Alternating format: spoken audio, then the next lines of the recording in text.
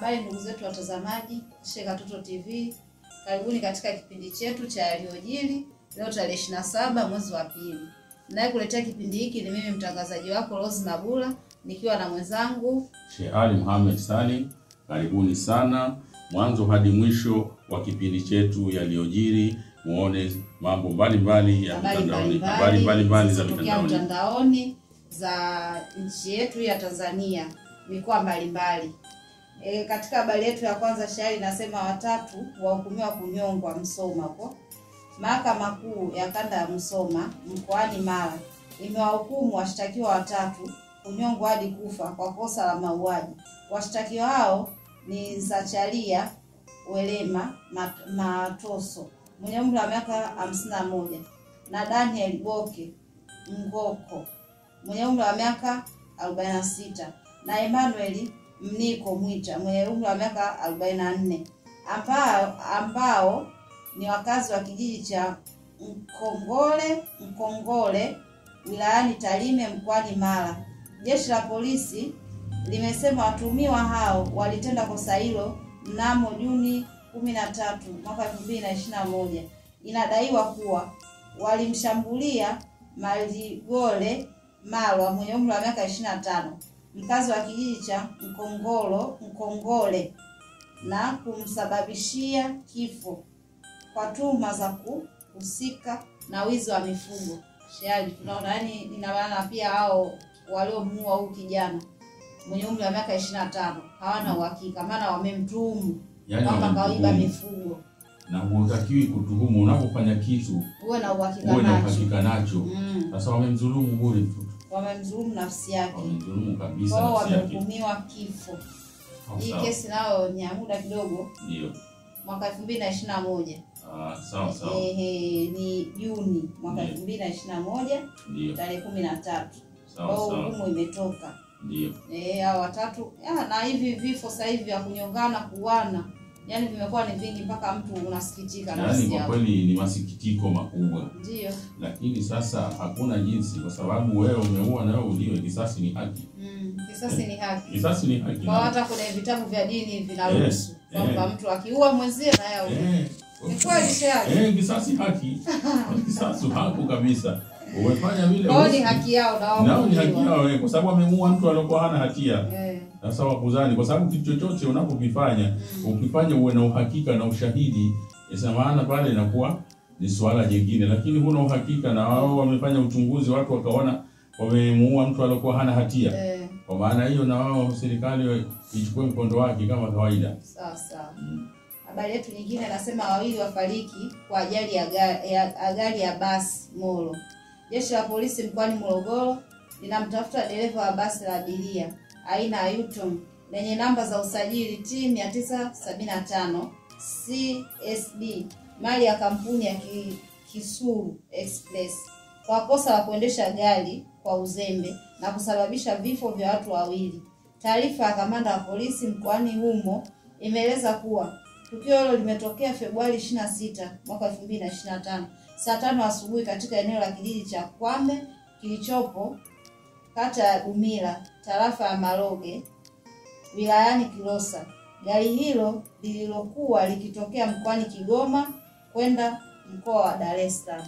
Kwa hiyo wawili hao wamefariki hapo na dereva wa gari kakimbia kwa kosa lake wake mwenyewe, aidha ka overtake ndio au uzembe. Uwezo alikuwa kalewa, yani uzembe. Yote hayo yanawezekana kwa sababu ni uzembe wa dereva. Madereva bwana wanatakiwa wawe makini kwa sababu wamebeba roho za watu kabisa. Mtu unakuta unaendesha gari umebeba watu karibuni 70 40. Sasa kwa kweli wewe mwenyewe unatakiwa ufanye uzembe ndo kama hivi. Ufanye uzembe ndo vitu kama hivyo. Na jeshi la polisi alikuachi. Na jeshi la polisi tunalishukuru sana na liko vizuri. Ndio. Na liendelee kupambana nao watu kama hawa mpaka tutakaa sawa. Kabisa. Kwa kweli Mungu awarehemu. Mungu asaidie, Mungu alaze mahala pema peponi. Amin. Serikali kujenga kiwanda kikubwa cha sukari. Hii ni neema kwa kweli. Hiyo ni neema kubwa. Itaondosha hata ile mambo ya ulanguzi. Kwamba sukari ya dimu, hiyo sijui imefanyaje.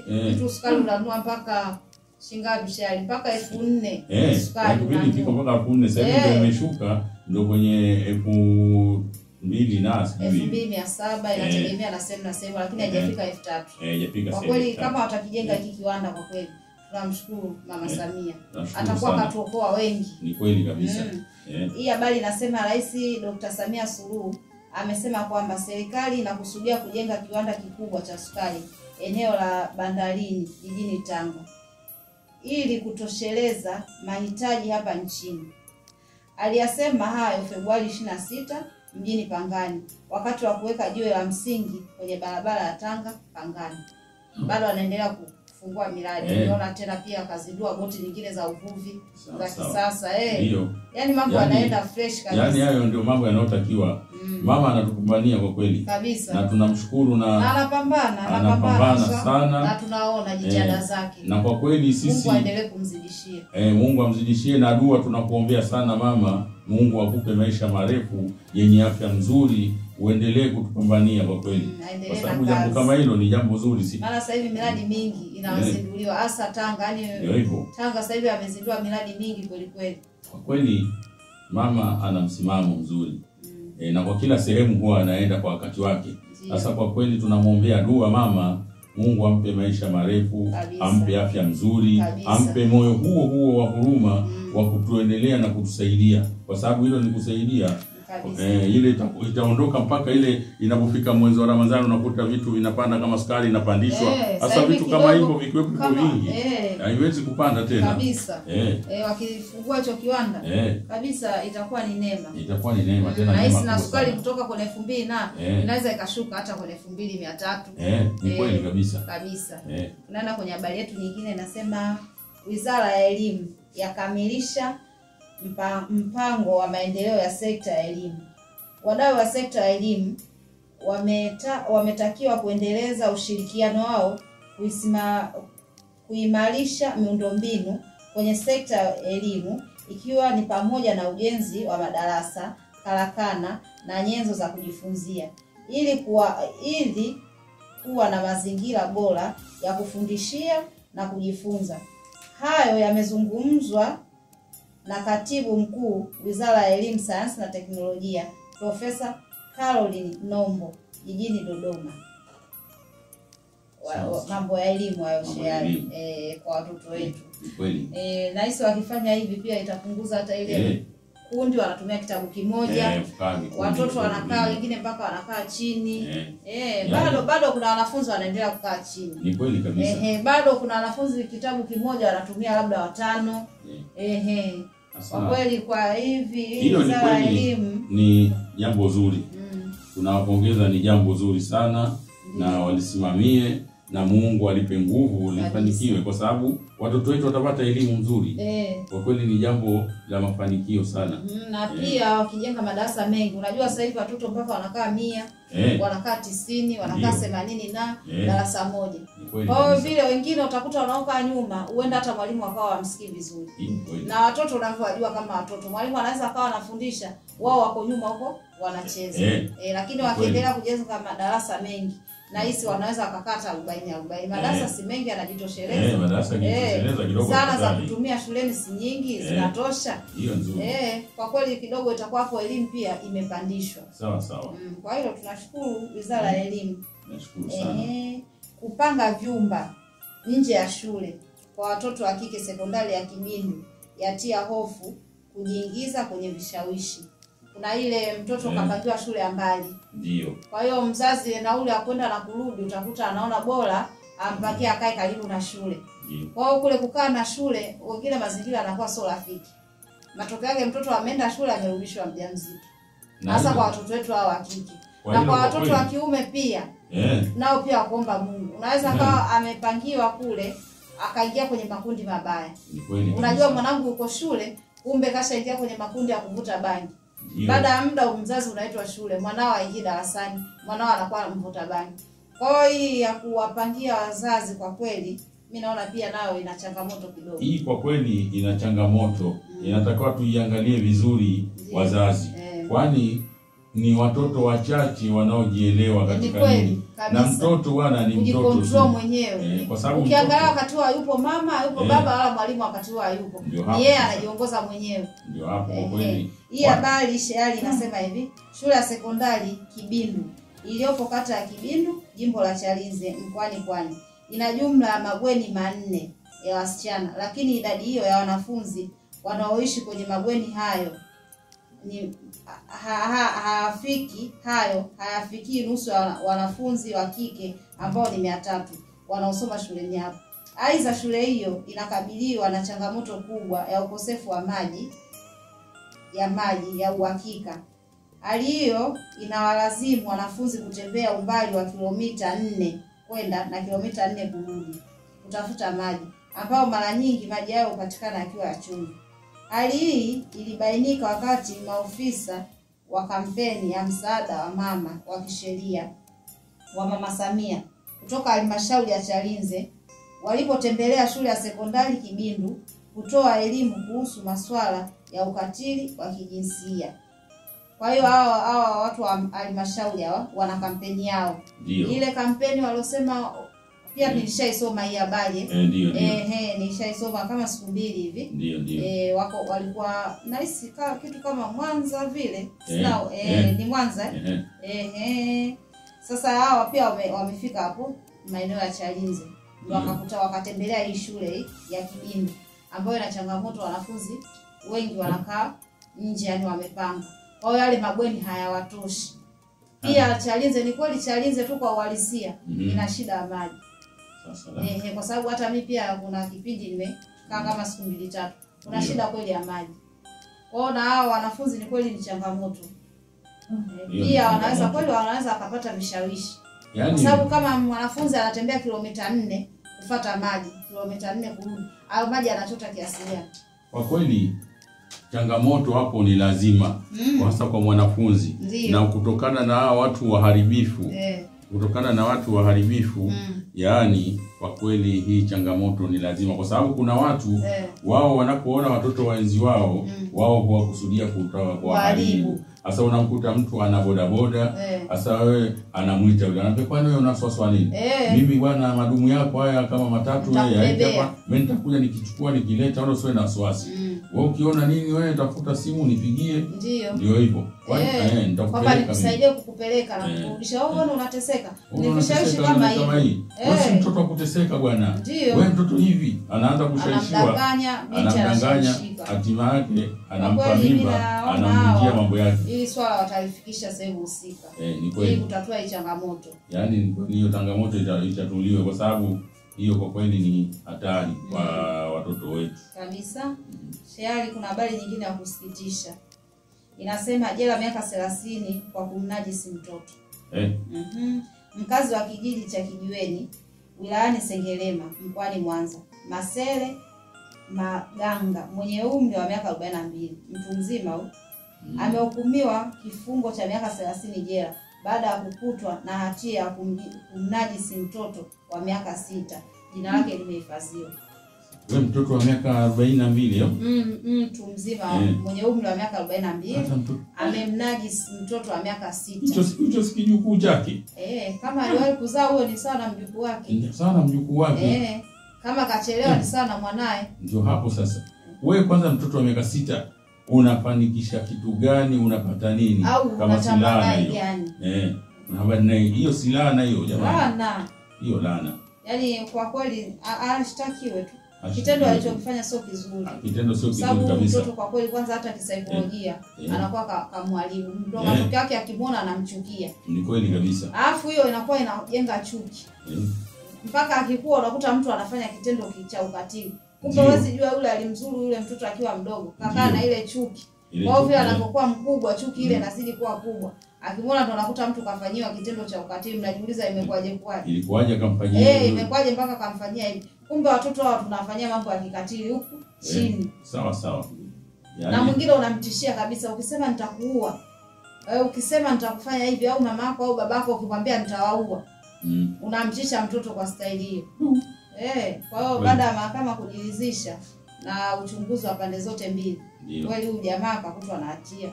Kwa miaka yake 30 jela inamhusu. Mimi naona kama kidogo sana. Ni kidogo. Ni kidogo.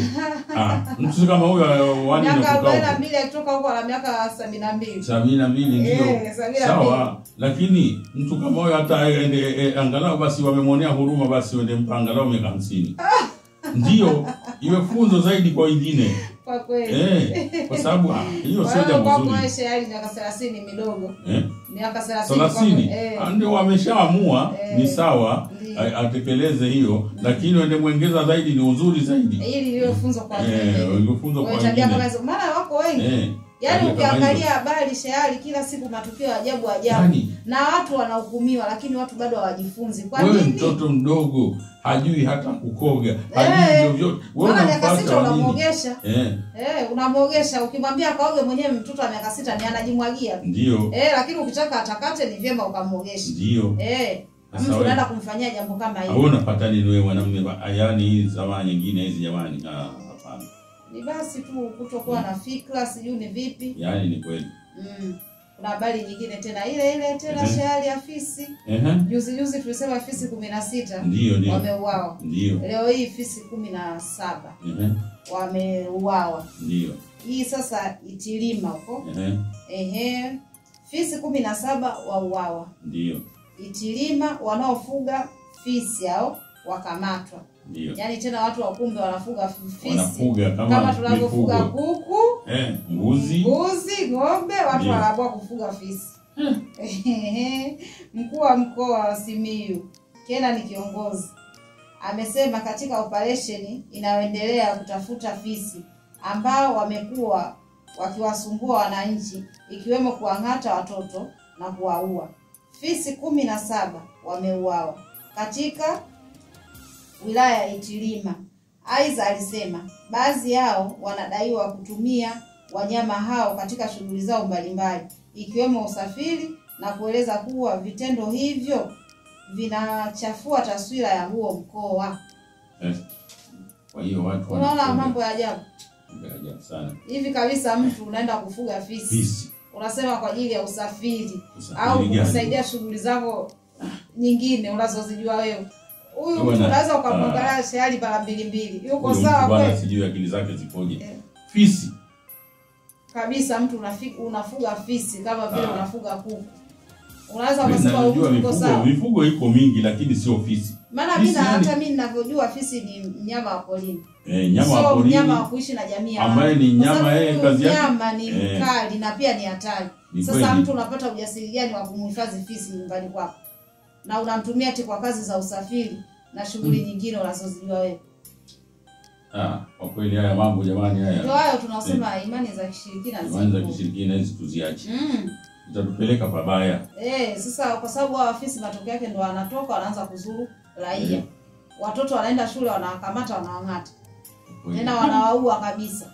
Hiyo ni mtihani kwa kweli. Mtihani haswa. Hao wanaofuga fisi kama wanajulikana wote walikuwa wachukuliwe hatua. Ndio hivyo. Wamekamatwa. Wamekamatwa. Wamefanya vizuri. Ndio kwa walivyojiwa wanasema kwamba mimi ananisaidia shughuli zangu za usafiri. Ina maana mtu anapotaka kwenda sehemu apandi tena gari au pikipiki au bajaji au baskeli anamtumia fisi. Afadhali akisema punda basi, maana punda tushazoea punda anabeba mizigo. Punda anabeba mizigo. Punda unapanda unaenda sehemu zako. Kitu kama hicho ndio. Lakini sio fisi jamani. Jamani wanatuonea kwa kweli watu wengi. Hapo bwana sio sahihi jamani. Wao wanatuonea. Hao bwana sio sahihi kabisa wanafanya. Kuna namna wenyewe wanajua jinsi ya kumtumia. Hapo kuna mambo yao tu bwana hao wamejifikia tu kusema siji tunapanda wapi. Hao wana mambo yao wenyewe wanaoyaelewa. Ndio sasa katika kujitetea wanakukamata ndio wanasema sijini sana tunafanyia safari zetu sisi. Ni hicho kitu bwana akiingia. Safari ya kawaida tu hakiwezi kuingia akilini. Ukaache punda tuseme huko kijijini labda. Ana mtu uwezo labda wa kununua baskeli tuseme baskeli. Lakini mimi ninavyojua baskeli kijijini inatumika sana. Ndio baskeli. Kuna shughuli mbalimbali mtu anataka kwenda shambani ana safari yake hapa na pale ukitoa pikipiki. Ndio. Leo hii mtu akaache baskeli akaache punda afanye usafiri wake fisi. Bora tutafuta punda mshughulikia akitaka kupeleka safari zako na tena utapata mizigo utapakia utafanya kila kitu. Mizigo, maji, wanabebesha kuni, mazao. Yaani itakuwa jambo zuri lakini fisi bwana Ni kuwatesa tu wananchi kwa kweli. Naam, hiyo ni kweli. Ni bora hiyo operation mpaka waisha ofisi. Mji utulie, uwe na amani. Kwa sababu sasa imekuwa tishio mpaka watoto kwenda shule, mzazi unafikiria, mwanangu anaendaje shule, anaweza akakutana na fisi. Anaweza mimi mwenyewe naweza nikaenda shambani nikakutana na fisi nisirudi salama. Sasa tunatishia maisha ya wananchi. Ni kweli. Yaani mtoto akienda shule hata akirudi mzazi ndio unashukuru kasharudi. Karudi salama. Wewe mwenyewe unapotembea baba unatembea kwa mashaka. Hiyo wana kwa kweli mkuu wa wilaya huko aendelee tu kuwavuna ofisi kwa kweli. Aendelee bwana, tunampongeza sana, aendelee kwa kazi hizo kwa sababu leo Kena ni kiongozi. Aendelee. Basi shehali kwa leo habari yetu ya kwenye kipindi chetu cha yaliyojiri tumeishia hapo. Sawa. Mpaka wakati mwingine. Ndugu zetu watazamaji wa Sheka Toto TV, asanteni kwa kuendelea kututazama na kutufuatilia kwenye kipindi chetu cha yaliyojiri. Leo tunaishia hapa mpaka wakati mwingine. Ni mimi mtangazaji wako Rose Mabula nikiwa na ndugu yangu Shehali Muhammad. Asanteni, tunawapenda. Kwa elimu. Asante.